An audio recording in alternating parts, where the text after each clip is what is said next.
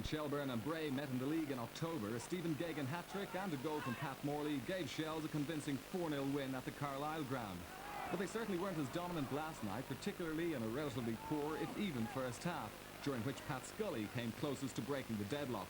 The opportunity came his way in the 25th minute. Sheridan's corner going all the way to Pascal Vaudecam. Then he picked out Pat Scully, whose header seemed destined for the net, but for a wonderful saving header by Pat O'Brien. And the cross was sweetly struck by Vaudecam. Scully picked the right spot, but O'Brien doing really well despite Morley's presence. Bray had their chances too, the bumpy surface contributing to Mark Rutherford's missed clearance. Then Alan Smith and Tarzan combined in the box before Justin Dutton got the opportunity to swing in the cross, and Robbie Coyle was unlucky not to make better contact with the header. Bray's Player of the Year last season coming close to opening the scoring. Well, good defending doesn't normally get the credit it deserves, but a fine example of the art coming up here. Pat O'Brien putting Tarzan O'Brien clear, but he was tracked all the way by Dave Campbell, and the tackle was perfectly timed in what is always a very precarious position. Shelbourne started the second half playing the best football of the game, and when Mark Rutherford picked out Stephen Geoghegan in the 47th minute, a goal seemed inevitable, but John Walsh in the Bray goal spread himself well to make the save. Geoghegan, normally deadly from this sort of position, possibly put off by the presence of Maurice Farrell. The keeper did well though. There was very little the Bray back line could do about the next attempt from Geoghegan. A speculative cross from Mark Rutherford was headed down by Vaudecam, and Geoghegan, showing a real striker's instinct, found the top corner to give Shells the lead. Vaudecam heading it down, and even with his back to goal, Stephen Geoghegan made something out of nothing. Excellent goal.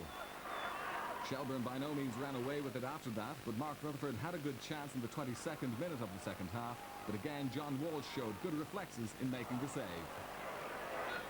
It was a great goal, but it was I mean, it could have went anywhere, and it went right into the top corner. Up to that, I thought maybe we would get something out of it. Disappointing not to get something out of it. I must say, we're coming here against the best team, one of the best teams in the league. And player for player, obviously they're much more experienced, so very pleased with my lads. The old cliche for is that you can play like that and win. It's very encouraging sign. I don't necessarily go along with that train of thought. I think you have to try and play well, because you have to entertain people. Bray Wanderers came here tonight and done the homework. Were very negative, which I don't blame them for. They were on the table, points are precious to them. If they come to try and stop us playing everywhere, they're man-mad people. Two things have to overcome that. First of all, our own performance, our own level of performance, and their belief in our ability. We didn't have enough of that tonight. Anytime we got away from the man-for-man mark, and anytime we got away from the close mark, and we didn't release the ball early enough. So we were first of all at fault for not allowing the game to flow. We didn't make it flow. And you can't say the team stopped your flow. We're good enough to make the flow, and we didn't make the flow. Some of us wanted to indulge themselves.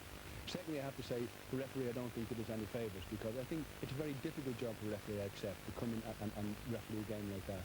But if you allow people to stand over the ball, to stop quick free kicks being taken, to stop the flow of ball, then that helps the away side, that helps the negative aspect of the game flourish.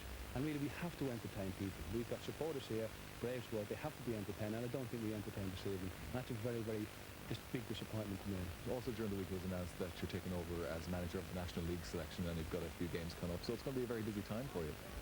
Well, I mean, I was as surprised as anybody when I was appointed. I think maybe it must be the 10-year service or the 11-year service or whatever.